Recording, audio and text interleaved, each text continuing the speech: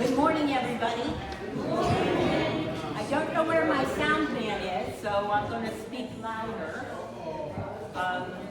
He was here, but he's matriculating somewhere. We're trying to get a little bit of an early start today so that so that the pastor doesn't go overtime. We'll just blame it on her. But we have a lot going on. So if you take your bulletin and just look at the calendar in the back, you'll see what the calendar of events is.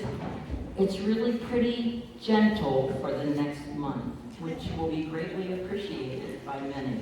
If you have any questions, just ask somebody and they'll try to give you an answer. Are there other announcements that need to be lifted from the congregation? Kenny, when is the cemetery cleanup? Anybody on the cemetery committee know? When? May 15th. So I don't have that in there, so I apologize for that. Are there, yes, Mr. Blake? Cleaning is postponed. It's postponed. We'll wait and see after the funeral how things go. So, and it's not a bad thing because a lot of our hardest workers weren't going to be here next week. So we're just waiting for them.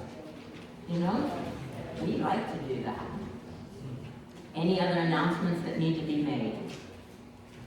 Okay, so that leads us to our kitchen dedication. It's a wonderful day today to celebrate the hard efforts of the very recent past and to celebrate the work of our hands in the days to come. Today, we want to dedicate our new kitchen facility before we go downstairs to enjoy the fruits of our labor as we share a meal around the table. I don't think we grasped the enormity of the changes in our facility and what it offered us until we were cleaning up from the Maundy Thursday meal, and someone said, "Wow, we have 9 people in here, and there's room for more." And there was. We looked around, and it was like the echo off the wall. But how did we get here? Well, Dave has some notes to share with us.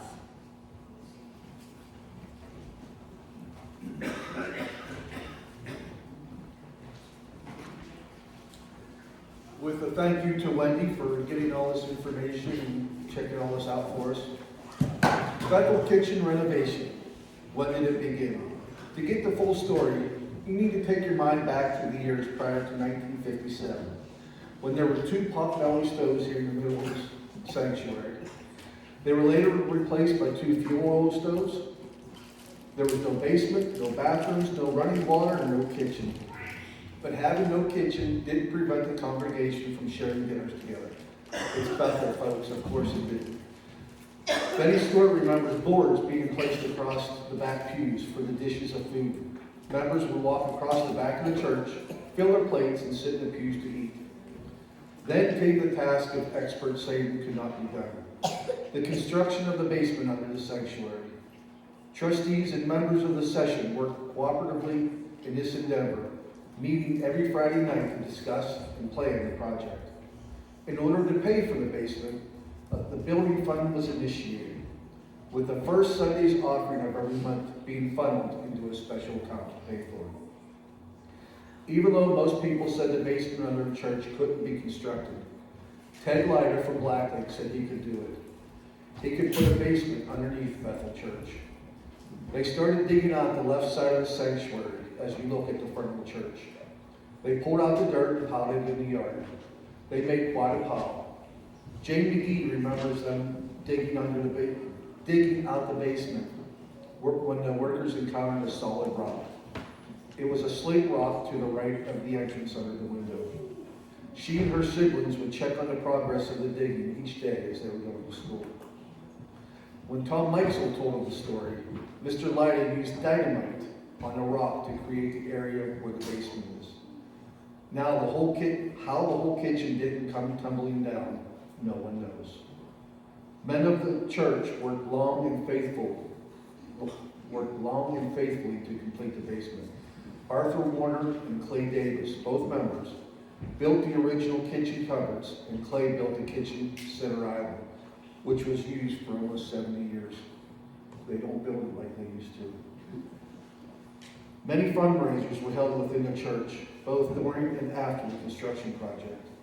The young adult class hosted dinners in the completed fellowship room to help pay the debt. There were many strawberry festivals with gallons of homemade ice cream and turkey dinners served to help equip the first kitchen. One dinner that stands out was the Transformer Balloon. Most of the guests stayed to be served late and by the candlelight. In April 1957, Bethel decided to undertake this monumentous task. The project was completed with the basement having a kitchen, 2 bathrooms, and a fellowship room. Through the cooperation of all the members, they were able to dedicate the basement in 1957. Total cost was $12,000, with the mortgage being paid off December 23, 1963. In September 1992, Bethel embarked on a new building project to add an additional wing to our historical church. Adding this wing included enlarging the basement, which in turn included kitchen improvements. The kitchen was enlarged, adding additional cabinets and room to cook. That brings us back to the present. We started out strong in 2020 talking about a kitchen renovation to improve the condition and efficiency of the kitchen for all users. The area to be addressed included the ceiling, the floors, counters and sinks, electrical, plumbing, ventilation, and the cabinets. COVID slowed us down and the project was put on hold for a few years. In January 2024, Chris Neri started drawing up plans. The renovation committee was formed and had their first meeting April 9, 2024. It was decided to hire Caltruck Construction to plan and begin construction in the winter after Christmas. We assumed our start date would be February or March of 25. In December, due to changes in the contractor's plans, our renovation was moved up to January of 25. The committee scrambled to visit Lesser Lumber and pick out the cabinets, flooring, etc. Demolition began on the 13th of January and was completed on March 6th. We are thankful to all who supported the committee and Bethel with prayers and suggestions, monetary donations, and labor. We look forward to enjoying our new kitchen for many years to come. A big thanks has to go out to Chris Neri. Chris took the lead of this project for us. He was the man to go between the committee and the contractor. And we had lots of questions for him, believe me. But unfortunately, he's not here, but a big thanks to Chris. Okay, now if the committee, those of you who are here would come forward. This little history that Wendy compiled, there are copies available in the back. If you would like one, if they get taken and you don't get one, just write your name down on the paper and we'll make sure that you get it. So all of our committee members that helped, that are here this morning, I need you up front. If you can